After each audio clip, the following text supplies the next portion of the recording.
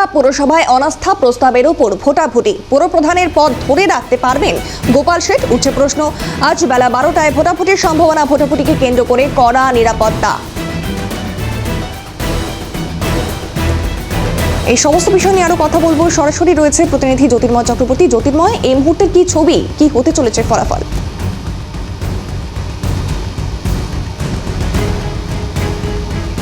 একদম দেখো, এই যে বনগাঁ পৌরসভার যে চেয়ারম্যান রয়েছে গোপাল শেঠ, তাকে যখন দল থেকে নির্দেশ দেওয়া হয় পদত্যাগ করবার জন্য, তিনি পদত্যাগ না করাতেই কিন্তু বনগাঁ পৌরসভায় একটি অচলাবস্থা তৈরি হয়।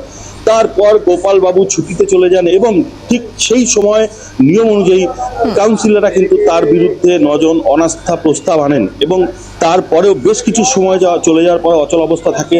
তারপর ফের 3 জন কাউন্সিলর এই গোপালবাবুর বিরুদ্ধে নতুন করে সেই অনাস্থার মিটিং ডাকেন। আজই তার ভোটাভুটি, আজই গোপালবাবুর ভাগ্য নির্ধারণ হবে। গোপালবাবু তার চেয়ারে থাকবেন না নতুন কেউ এই চেয়ারে আসবেন, এবং এই নিয়ে কিন্তু বনগাঁর মানুষের মধ্যে চরম একটা উৎকণ্ঠা তৈরি হয়েছে। পাশাপাশি গতকাল থেকে প্রশাসনিক তৎপরতা চোখে পড়ার মতন সমস্ত বনগাঁ শহর কিন্তু নিরাপত্তা বলয়ে মুড়ে ফেলা হয়েছে। কি বলছেন বনগাঁর মানুষ, বনগাঁর সাধারণ মানুষ, আমরা একটু জানার চেষ্টা করবো। বাবু, এই যে দীর্ঘদিন ধরে বনগাঁ পৌরসভা একটা অচলাবস্থা চলছে, কি বলবেন এই বিষয়ে? আজকে তো ভোটাভুটি, এটা তো হওয়া উচিত না, গণতান্ত্রিক দেশে এটা হওয়া উচিত না।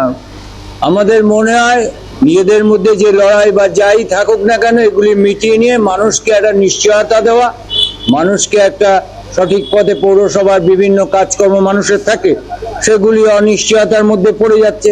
কারো বাড়িঘর প্ল্যান পাসের ব্যাপারগুলি আটকে রয়েছে, কর্মচারীদের বেতন আটকে রয়েছে।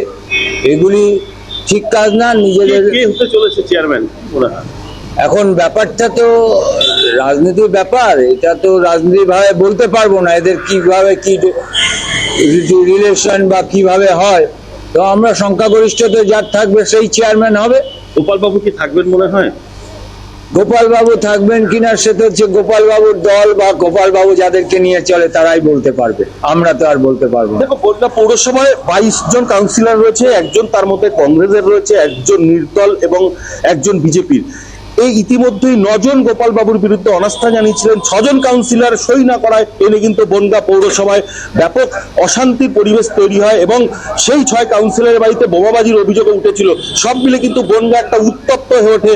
তবে গোপাল বাবু চেয়ার ধরে রাখতে পারবে কিনা সেটা নিয়ে কিন্তু এখন প্রশ্ন, বা নতুন যদি কেউ চেয়ারম্যান হয়ে উঠে আসেন আজকের এই আস্থা ভোট অনাস্থা ভোটের ভোটাভুটির পরে, সেটাও কিন্তু মানুষ উৎকণ্ঠার সাথে থাকে। কি হতে চলেছে, কি বলবেন? দেখুন, বনগাঁর সাধারণ মানুষ হিসেবে এটা বলতে চাই যে যাই হোক, যেটাই হোক, সুস্থ পরিষেবা চালু হোক, মানুষের পরিষেবা ক্ষেত্রে ব্যাঘাত না ঘটে বা ব্যাহত না হয়।